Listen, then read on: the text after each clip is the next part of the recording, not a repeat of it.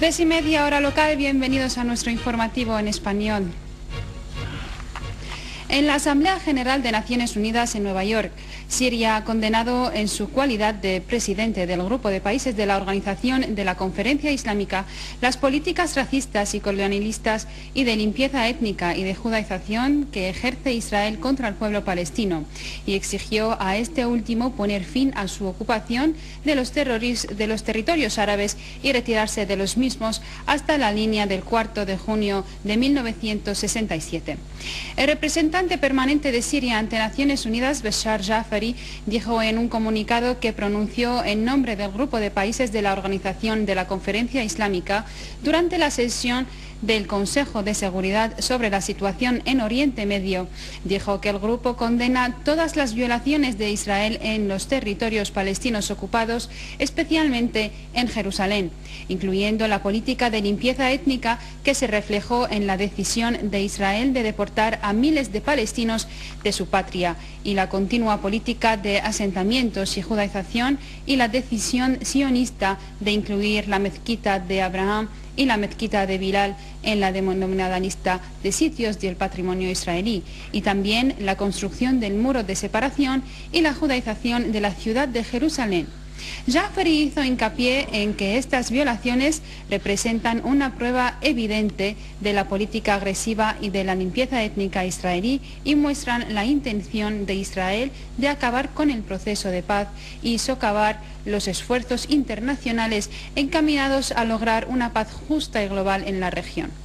Asimismo, exigió al Consejo de Seguridad Internacional asumir sus responsabilidades y presionar a Israel para que ponga fin a sus violaciones y a su ocupación de los territorios árabes de conformidad con las resoluciones pertinentes. Una fuente oficial en el Ministerio de Exteriores negó enérgicamente las alegaciones de Israel de que Siria está suministrando a Hezbollah en Líbano con los cohetes Scud, aclarando que dichas alegaciones apuntan a provocar una mayor tensión en la región y crear un clima propicio para desatar una nueva agresión israelí, a fin de huirse de los requisitos de la paz justa y global.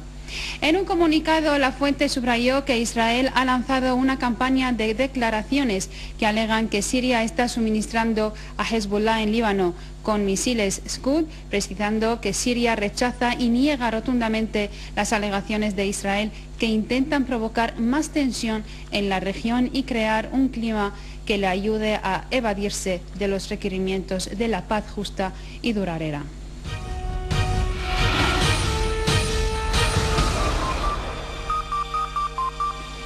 Bajo el patrocinio del presidente Bashar al-Assad y con motivo del 64º aniversario del Día de la Independencia, el presidente del Consejo de Ministros, Mohamed Nasr-Chaudhry, inauguró y colocó la primera piedra angular de una serie de proyectos de fomento y servicio en las dos provincias de Damasco y Damasco Campo, con un costo total de 12.817 millones de libras sirias. Los proyectos inaugurados incluyen el proyecto de viviendas de profesores universitarios, el proyecto de ahorro, la primera fase del proyecto de vivienda de jóvenes, el proyecto de la planta de tratamiento de aguas residuales, además de colocar la piedra basal del proyecto de viviendas de reemplazo en Qudsiya. En el marco de las actividades del 13º Festival Cultural del Jeque Badr, celebrado en la provincia de Tartus, la asesora política e informativa de la Presidencia de la República, doctora Buzaina Shaban, concedió una alocución en la cual aseveró la continuación de la política resistente en Siria.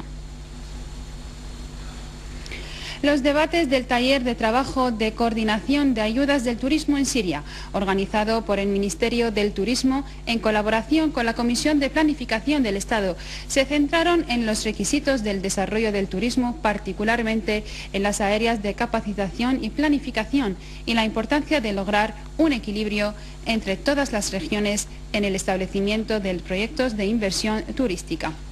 El ministro de Turismo, Saadallah Al-Qala, afirmó que el Ministerio está trabajando para cristalizar una visión futura para la reactivación y el desarrollo del sector del turismo para que se convierte en uno de los pilares de la economía nacional y un puente de diálogo entre los pueblos y las culturas, y también en un motor del desarrollo, añadiendo que los retos más importantes que enfrenta el sector es garantizar un equilibrio entre la oferta y la demanda y lograr un crecimiento en las inversiones turísticas en todas las regiones sirias. El ministro Alcalá subrayó que la economía del turismo ha proporcionado alrededor del 22% de las divisas y se espera que este porcentaje aumente a 23% en el 2010, según las proyecciones del Consejo Internacional del Turismo, aclarando que la tasa de crecimiento de turistas llegó a 15% en los últimos años y en 2009 la tasa de crecimiento alcanzó el 12%, pese a la crisis del sector financiero mundial que afectó al turismo en todo el mundo. Y el número de turistas en este mismo año superó los 6 millones de turistas. El ministro de Turismo aclaró que Siria ocupa el tercer lugar a nivel mundial en la tasa de crecimiento del turismo, según el informe de la Organización Mundial del Turismo, y reveló que la tasa de crecimiento en el primer trimestre de este año fue sorprendente y alcanzó el 71% debido a la cancelación de visas con algunos países, como Turquía e Irán, y la apertura en las relaciones con los países árabes y extranjeros, precisando que la tasa de incremento de los turistas procedentes de Europa ascendió a 108% durante el primer trimestre.